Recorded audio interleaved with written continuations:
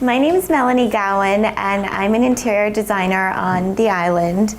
I love Lightship baskets. I have been collecting them since before I even knew that they came from Nantucket.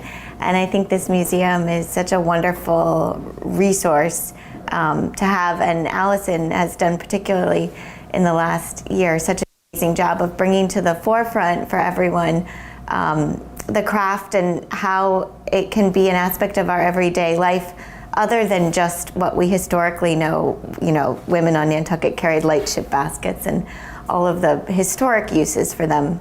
So I'm going to talk today particularly about how we can use baskets in our homes, in our interiors, in our everyday life, and also how they have become lately really a trend in the world of interior home furnishings, even in fashion, and typically the third wave that we tend to see things is then in hospitality and restaurant interiors.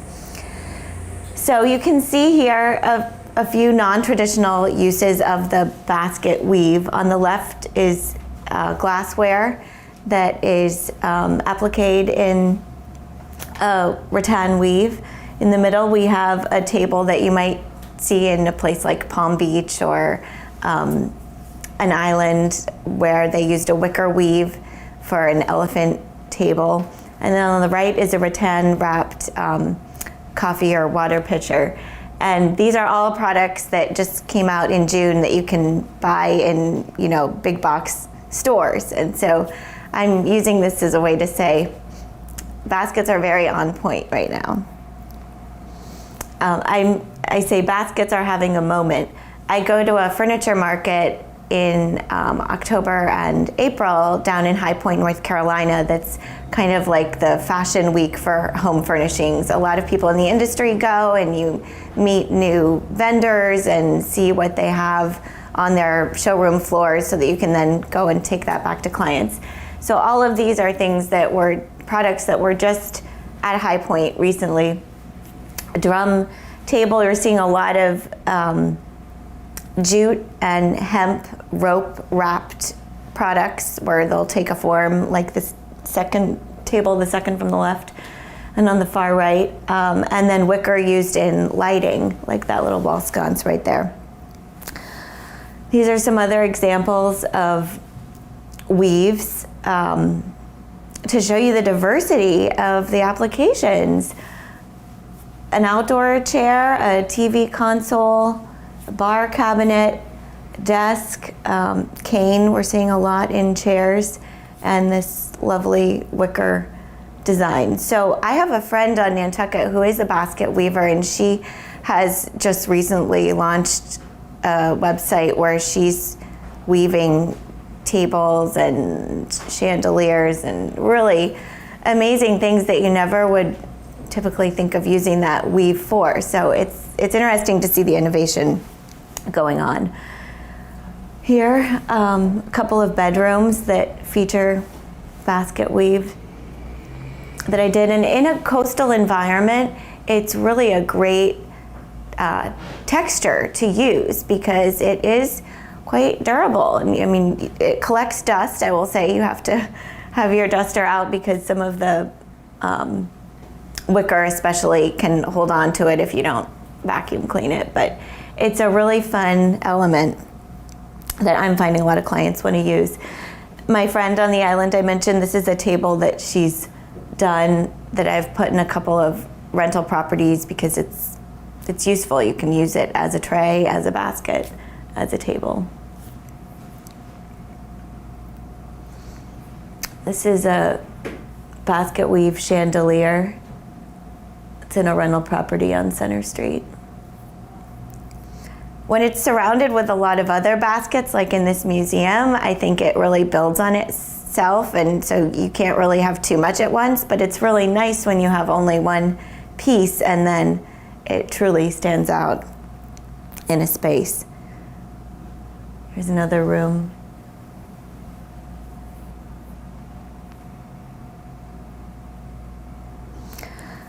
So there are a lot of different types of baskets, and here we're used to the Lightship baskets. I was down in Charleston where they sell their, what do they call this? Sweetgrass baskets. We know like the Longburger baskets, there's so many varieties. In home furnishings, we're really seeing these types of weaves mostly used.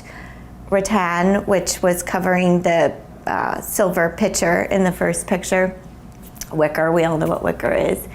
Cane, which you often will see as the seat of a lot of older traditional chairs, and now we're seeing used in seat backs and as an accent. I say basket weave, sisal, and grass cloth because that's a texture that has been appearing a lot in wallpapers. Grass cloth wallpaper has been around for a long time now. There are a lot of vinyl grass cloths that major wallpaper houses are coming out with that are a lot more friendly for environments that have wetness in them, like a bathroom or even a place like Nantucket that's extremely humid. Seagrass and bamboo are two other popular kinds. Here are some of my favorite light fixtures. These are all from, again, lighting companies that you can buy them right now, and I just think it's amazing what a trend it's become. These are both island properties.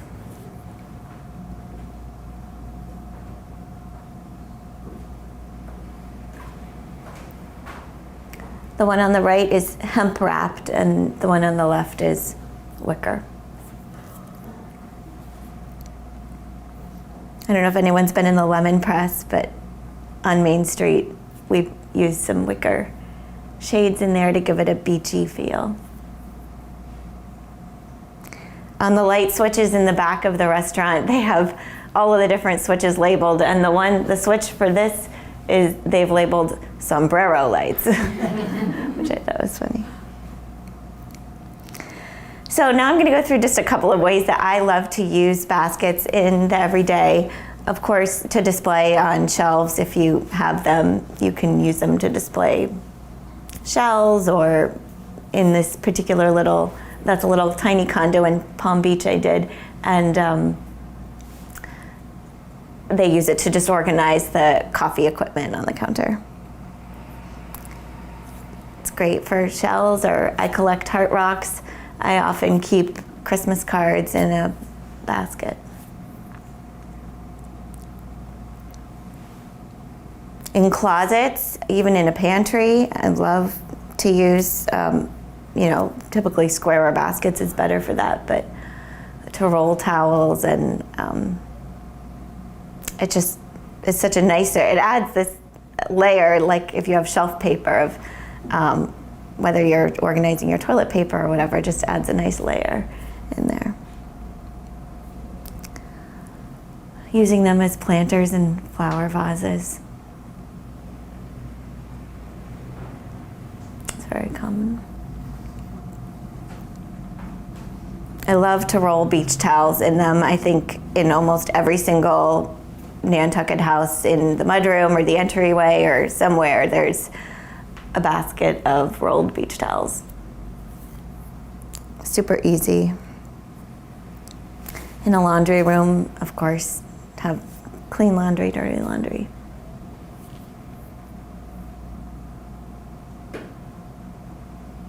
Shoe baskets are great if you want to preserve your floors. I love to just have a big basket by the door and tell people, we tend to go barefoot here, please take your shoes off, and it can really help maintain your floors. Also great for storing umbrellas or canes by the door.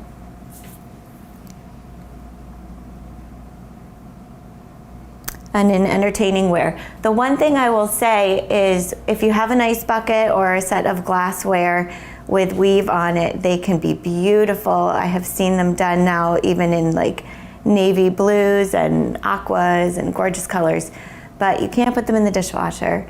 And so I would recommend looking for some actually have the structure of the glass piece separate from the structure for the basket, and that's really nice because then as long as you're careful when you're using it, you can at least wash whatever you've decanted. But this, yeah, I love it. It's just not super practical. It will definitely stain or mildew if you get them wet. And these are some sources that I threw up here if anyone's interested in lighting and furniture that carries a lot of unique designs. Some of them you probably haven't heard of, like Sewn is a great British company, Artesia, Rochambeau. But some you may really have, like 28 Center Point on Center Street. It's one of our local stores. They carry this set of trays there that's actually covered in glass, and you can remove the glass, wipe that down when you're done entertaining, put it back. So I love that set. Serena and Lily is kind of like a Pottery Barn store that's, you can buy it online. They have a couple of stores in Connecticut, but it's just easy and a lower price point. Hospital Thrift Shop is such a great place, I'm sure a lot of us know, to find unique baskets. And I'm always going in there as finishing touches for a property I'm working on. I always am looking for those pieces that are going to take the space and really make it feel uniquely Nantucket. So you can come across amazing things there. And then Target, I was very surprised last week they launched a line of furniture way back at the very beginning. I'll show you this elephant table. That's actually from Target. So it's even a lower price point, and it's nice because I do think that design should be affordable at all different levels. And yeah, that's just another little cottage I did that even shows this console in a larger scale, the weave. So there's a great variety out there, and I hope you enjoyed seeing a glimpse of it. Who's you mentioned one of your friends, and she did that wonderful basket table. What is her name? Yeah, her name's Christina Manca, and her company is Ack Basket Studio, ackbasketstudio.com, and she'll do custom pieces too, size to different things, but she moved here from LA a couple of years ago. She lives out in Tom Nevers, and it's just her joy. She's prolific. I don't know how she does it that fast. And she'll teach too, if anyone wants to learn. And so does she sell everything online, or does she have her own? Yeah, and she's got them in a few, like over Stroll, we put them in a few key stores just to kind of test them. I have always asked her if she would make me a fur liner for my Nantucket basket to kind of winterize it. And so she made one, and it looked really good. And then she ended up making a couple different purses that we sold in some of the local stores. Seen her work at the arts and shows in our town. Oh yes, that's right. She did, yeah, last summer I think she did a couple of them. Yes, yeah. Beautiful work. Yeah, I think just interesting to see her use it in new ways. Yeah. Yeah. So it was really special having Melanie come and show us all of this, because this year's exhibit is Innovations in Basketry, and so this is kind of the epitome of what you can do with a basket. It's not just something you can, put your fruit in or have as a purse. It's become so iconic that designers are using it to create beautiful accents in homes, and it's just so much more than a simple weave in a basket. It's so true. And I'll say also, it really makes me appreciate the quality of a weave or a piece of art. I mean, if you look at what you buy at Target, it's great, it makes a statement, but it's not the same quality as some of these incredible weaves. And we know too, you can buy a basket at the Hub that someone made, or you can buy a Lindquist basket or something. And so it's nice to see that artistry can still play such a role in the end product. You never like to say that baskets are fake, they're just reproduction. That's right. Yeah, just a different weave. Yeah. What brought you to Nantucket? Well, interior design was my degree in college, and then I also had majored in business. And when I graduated, I worked in finance in Washington, D.C., where I'm from originally. And after a few years, I just was not happy. And I had a family friend who had bought a house here and said, come take a vacation visit. And I really met so many women who ran their own businesses, and I just thought to myself, gosh, could I do that? And so I did one winter here and one project. I don't know if anyone knows Ethan McMorrow. He works with a lot of builders and engineers on the island. So he got me a project, and I just fell in love with historic preservation and, you know, the unique properties here that we need to preserve, because so many times homes get gutted, and I just think there are fewer and fewer of them left here. And that's what makes our locale so unique. So just passionate about preserving that. Yeah. And if anyone has any other questions, I have cards here, and feel free to reach out if you ever want to incorporate baskets in your interiors. And you said you collected Nantucket baskets before you even knew they were made here? I did. Someone gave one to me, a very small one that I keep tea in. It's tea bags in. It's just open. Yeah. When I was like 5, and I had friends who went to Martha's Vineyard. I grew up going to Maine. I had just never really come to Nantucket, and then I came here and I was like, that's just like my basket. It still amazes me how, like, I was in Frankfurt in the airport, and someone said, hi, Nantucket. And I turned around, like, that's not my name, Nantucket, but, you know, it's weird that you would be in Frankfurt and hear Nantucket. And they had seen, like, my basket purse. And, you know, so it just is amazing to me how much it's specific to Nantucket. It sounded like something that happened in Europe. There's a story exactly Really? like that. I think they were in Paris. Oh my gosh. She didn't want to lose sight of the lady who was going further away from her, so she just yelled out Nantucket. Are you serious? That's exactly what happened to me. Yeah, we had been on the same flight, so she saw me, and then, That's so funny. But it's, I mean, read that first couple of pages in there. oh my Yeah. gosh, that's Yeah, read the first amazing. page. Wow. Yes, well, I guess it's true. I know about the baskets in Hawaii too, in Maui. So I have this understanding recently from something I read that the whalers, some of them went over there. It's amazing. This gold one on, and they, in a shop, coral shop, they went wild about it. Isn't that amazing? Yeah, definitely. I think there's a relationship to island living and the baskets for whatever reason. Because even down in St. Bart's and St. Croix, there's a lot of slightly different weaves, but you know, baskets. Yeah. What is the best way to clean a basket? Oh.